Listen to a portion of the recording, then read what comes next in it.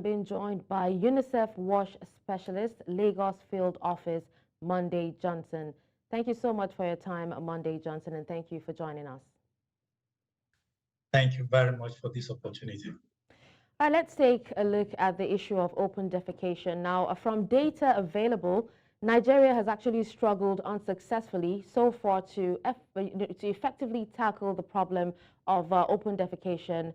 We want to know why that has actually been difficult. And, while you're on that, can you also tell us what is the significance of celebrating, I beg your pardon, of celebrating World Toilet Day on November 19 each year?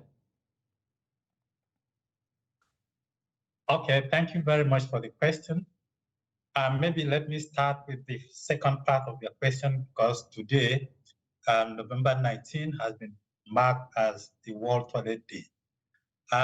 This day is set aside by the United Nations to call attention of governments, of individuals, of everybody, to acknowledge the fact that sanitation is key to all development that we will think about in our country. As Nigeria today joined the host of other countries to celebrate World Toilet Day, it is pertinent that we actually go down to look at what are the impediments that has actually made us not to achieve this feast over time. Is the government's input, the political will to invest more on sanitation. If we actually look at the statistics, we notice that if you invest in sanitation, for every dollar that you invest, you are going to get about $5 out of that when you invest in sanitation. The total economy, toilet economy in Nigeria is worth about 4.6 billion naira as of 2022, and this is still growing. And it entails that if everybody can key into this, it can also be an avenue for even small-scale enterprises to be able to gain some miles out of this. Now, we need people to acknowledge that we cannot achieve a meaningful milestone if we don't invest in sanitation. Sanitation investment have dividends in climate change. It has dividends in health, nutrition, education, and dignity and security of people.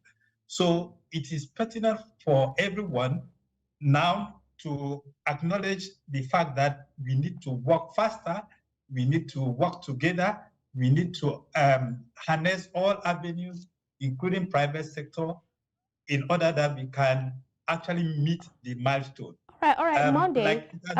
Just talking about the milestone, you're actually still yet to tell us why it has been difficult for Nigeria so far to tackle this particular problem, because according to the data we have, it is said that 105 local government areas in Nigeria are already struggling with open defecation. Okay, the reason why Nigeria has lagged behind is, number one, the government investment in sanitation. If you look at WASH budgets in all government sectors, sanitation budget is always very, very low, just about 20 to 30% of the total WASH budget, and this is inadequate. The second reason why we have not done this is that political will for us to get governments at all levels to come together and prioritize, sanitation as a key program to focus. Like we knew about India. India actually achieved their feast because there was that political leadership in sanitation to ensure that every aspect of people that are there in the country were pulled together to focus on eradicating open defecation. Then the third most important part is the people, our attitude, our sanitation practices, the taboo in the communities.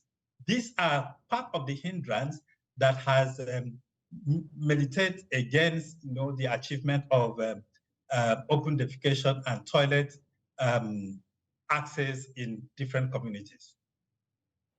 All right, Monday. Now, can you also tell us why is it essential to raise awareness about the 4.2 billion people living without access to safely managed sanitation? The action for sanitation cannot be hinged alone on government. It has to be every citizen that should be involved in ensuring that we work together to increase the access. Government can only do more on institutional latrine, but when it comes to household latrine, which is key to achieving open defecation in the country, this has to be with the people. This has to be with the households. This has to be with every person in the country. So we need to raise this awareness for people to understand that we lose a lot if our sanitation practices are not good. We lose a lot if we continue to go the way that we are going, because we erode our dignity. We cannot achieve nutritional goals. We cannot achieve educational goals. We cannot achieve health goals if sanitation access is still as bad as it is. So it is important that we all come together to work on these important aspects of our life. All right, so now talking about coming together and working on this aspect, how has UNICEF been involved in promoting safe sanitation practices, especially in the context of World Toilet Day? UNICEF has come together first to call government attention on the need for us to now prioritize sanitation. We have been working around the country, helping the state, to develop their ODF plan, the open defecation plan, and actually implement these plans.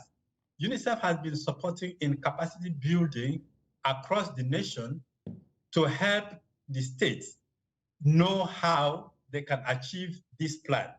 We have been working with the Federal Ministry of Water Resources and these other state partners, NGOs, in order that we work together as a team and also see the need.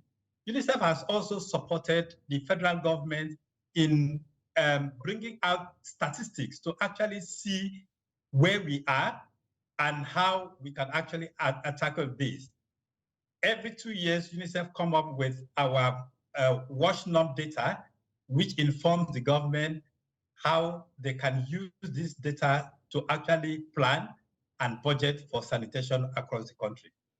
All right, well, thank you so much, Monday Johnson, a UNICEF WASH specialist, for joining us this morning to discuss this very, very important issue. Thank you very much.